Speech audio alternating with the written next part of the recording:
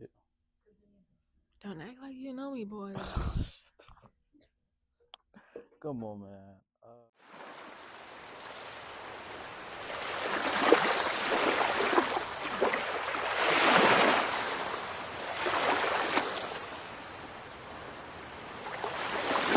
All right. So first off, we gotta like I think after every two questions we gotta stop because the SD card from Tuesday it got overheated and it died and all that crazy stupid shit. And I don't feel like paying another $200 to buy a terabyte of data. So we got to lock in with this one. Right. Welcome back to the Save Ourselves podcast. I am your host, Daylani. And today for season 4, we're going to start off with something new. We got like a basketball player, someone who works in community engagement, and the recent Woman of the Year, we have Nevaeh. I don't know her last name. So just don't start Gilbert, thank like you. Nevaeh Pryor or some shit. Yeah. A new thing that I'm going to start doing on my podcast is asking all of my guests, what is one good thing that's happened to you today so far? I woke up. It's not good enough. But That is I mean, great. clock it or God whatever. blessed me. God blessed me enough to wake me up this morning. So Yeah, yes. bro. And I saw my friends Ari, Mary, and Amanda. I saw all 3 of them today. That's what's up. So first we're gonna talk about growing up in Chicago. Just tell about your humble beginnings of the South Side, So growing up on the South Side, the evil South. Continue. growing up on the South Side was really great for me because it opened me up to a lot of experiences at a very young age. It thickened my skin. It made me tough. It made me tough enough to face the outside world. But it's also Southside is very community based. Southside is a big family reunion. You know everybody know you. So yeah, it's wonderful. What was your high school experience and out south? My high school experience was wonderful. I was president of student government at my high school, so everybody really just respected me a lot, and everybody knew me. So I really never had like a bad experience in high What school. is something for people in our generation that we go through that don't get talked enough about? The fact that nowadays everything costs so much more and the job market is terrible. Nobody wants to hire young people because they feel like young people are lazy, when in reality young people have the strongest work ethics in the world right now because we're the ones who needs the job the most. And yeah, I think that's what we go through the And I most, being underestimated. and I think it's also a short sightedness of a lot of jobs not realizing that we're also the most tech advanced generation. So I think that's another thing too. But speaking of like the career force, you had mentioned earlier that you wanted to do social work. Was that on the money? Why did you want to do social work, even with your history of like doing like student politics stuff like that? Well, social work has always been like something I was like familiar with because like I was in the foster system, like DCFS, all of that when I was younger.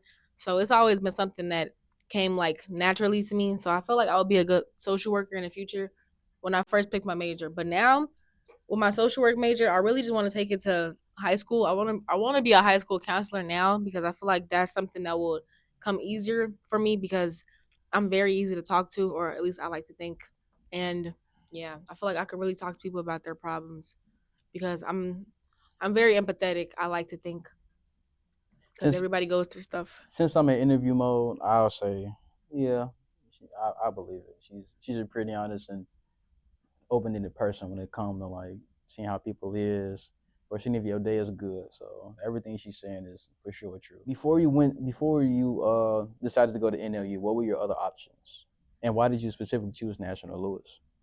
I had a lot of other options actually, but like I think the ones that I was torn between the most were UIS, University of Illinois Springfield, Howard, Howard. Jackson State, You could have went to um, Howard. Spelman, and um, what was it?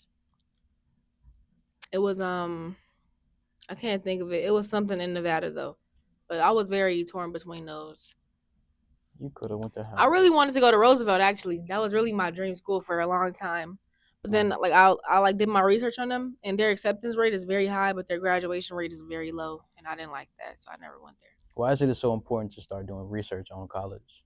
Because you're the one who has to pay for it, and you're the one who has to stay there. So why would you not want to be paying for something that you enjoy? Did you plan to socialize, coming to national news, or we just focus on graduating and getting up out of Oh no, I plan to socialize. Well, I don't. First of all, I don't really plan to do anything. You know, everything just comes to me how it comes to me, and I just go with the flow.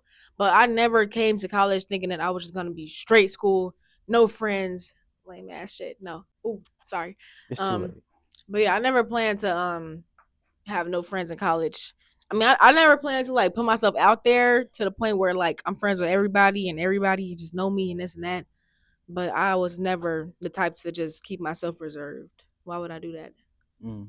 Why How would I how dim my important is light? it to create connections at college? It's very important because honestly, creating friends at college can really get you through some.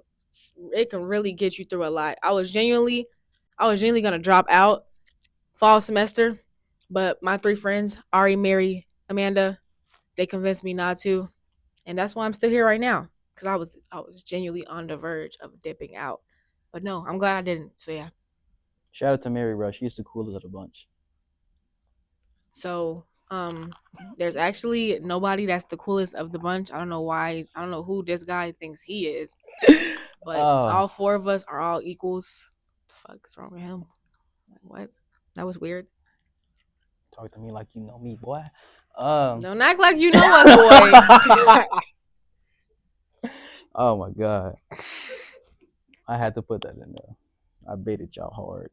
Talk about your work with the older woman and how you that started and how has it continued to make you a better person. Well, it started because I was in the Black Student Success Working Group in CPS in high school, and that's where I met my mentor, Ling Young, the baddest in the game. And she introduced me. She's chief of staff of the education department and for the 20th ward, and she introduced me to the 20th ward and Alderwoman Jeanette Taylor, and she offered me a job there, and I accepted it. And I really like got more deeper into politics. I was already very interested in it, but that was like my foot in the game. And from then on there, I would just work at the events and just help around the office and just do what I could. And that's what really pushed me into the ocean of politics, and it gave me leeway to go deeper and deeper and deeper and to where I am now. So yeah. Do you see yourself as more political or more community based, or is it intertwined? I would definitely be intertwined, but I would definitely be more on the community based side because I just feel like I am so community oriented and I care a lot about my people. So I feel like I will go more that way. But I have no problem with being into politics because, like I said in the interview before, I love to debate. I love a good debate. So yeah. Speaking of your work that you've done in the community, well, we just start off on that. What work have you done in the community? Because you talked about how a lot of stuff that's been happening in Chicago, you played a really big part in it. Yeah. Back when it was a very big fluctuation of migrants, I did a toiletry drive for them, and we rose. I don't know if that's a word or not. Raised We raised we raised college like student, by the way. college student, by the way. Right speed. Never mind. Let me not. Um, we raised about, I think it was like $40,000 or something like that for them, and we helped them out. We have an event tomorrow actually at the 20th ward. It's an event for women. It's um it's at Kennedy King College. It's at 10 a.m., 10 to 3, I believe, and I'll be there. And we're basically going to be teaching women about themselves and about how to be a woman and how to take care of yourself. And we're going to be giving away a lot of stuff. You guys should come. If this interview is dropped by today, you should come. What's tomorrow? The Friday. 27th? Wait. Yeah, the 27th. Friday, March 27th, 2026. Kennedy King College, 10 a.m. to 3 p.m. So Be there or be square. unfortunately, I mean, I had to do it right after work. Be there or be square. But Oh my god. I also I don't know. I do a lot of events. I do bingo with I almost said old people. I do bingo with the elderly a lot. I do it like twice a month, I believe. I did a masquerade ball for the elderly like around October, and it was like a memorial for the late Miss Vernice. What a queen! Rest in peace, that queen. Um, I did a tropical oasis get together for the teen and the youth. It had a lot of connections and communications and a lot of vendors there where they can get jobs and get resources and get help with whatever they needed. We also gave away a lot of supplies. I don't know. I do a lot of stuff. I can't really think of anything right now. Because it's so much that you've done. Yeah. No cocky shit. I'm just being No, real. it's all cocky shit. Okay, sorry. Next, Sorry. No, it's all cocky shit because we're gonna take a break and next we're gonna talk about some. Hey, I know we be getting into it a lot. If you watch a lot of my stuff, hey, this that nigga right here. So right after break, we're gonna talk about her recent award and her athletic profile, and we'll also be doing a rundown of her opinions on Chicago topics. So let's talk about your achievements. Not the biggest one yet. We're gonna talk about some other achievements. The one when I met you that you like to talk about a lot was your state championship. Yes. How was it being able to take your team all the way to State Farm? It was great. It was a very emotional moment because the team has been through so much in this 1 year, like a lot. And I know everybody said it like that's so cliche, but this team has been through a lot. Well, it went through a lot, and yeah, it was great. And everybody who won state has all went their separate ways now, and is all living their life differently. And I feel like that's the beauty in all of it. Tell us about your coach. Uncle Gil. OMG. Coach Jamal Gill. Uncle Mal. OMG. Whoa, what? Yes, I have two Uncle Mals. Yes. Coach Jamal Gill. What a king. It's two different Jamal. Two different Jamals. Coach Jamal Gill, that is genuinely my uncle. He holds such a powerful place in my heart. He got me through so much. Anytime I was going through something, trying to juggle student government and basketball and school and life, he was always there to help us out. And I really appreciate him for that, honestly. Have you won any more awards or achievements since then?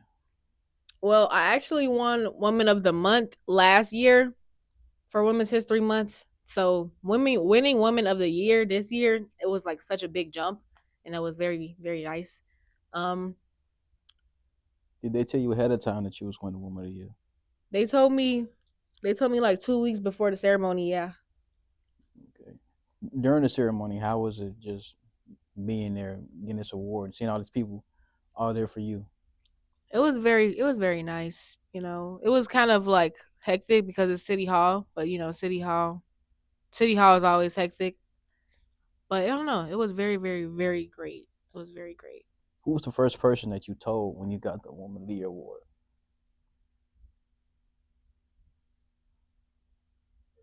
I actually didn't tell anybody. I don't like to share my achievements because that leaves room for people to shit on it. And negative energy is never good for something positive. So I really didn't tell anybody. I just waited until I posted on my Instagram. And I feel like that's what let everybody know. And I posted on Instagram after I had my ceremony because I didn't need any bad juju on the actual ceremony, So yeah. Juju on that beat. Anyway, to your point, I ain't gonna lie to you. I just start ignoring people when I give them news because, like, if you want to be lame, you can do that by yourself, gangster. No, I'd rather just let you find out when you find out. That's the type of girl I am. True. This has been the Save Our Stories podcast. Godspeed. God bless. More life. Don't act like you know me, girl. Oh, y'all are weird. All right. Don't act like you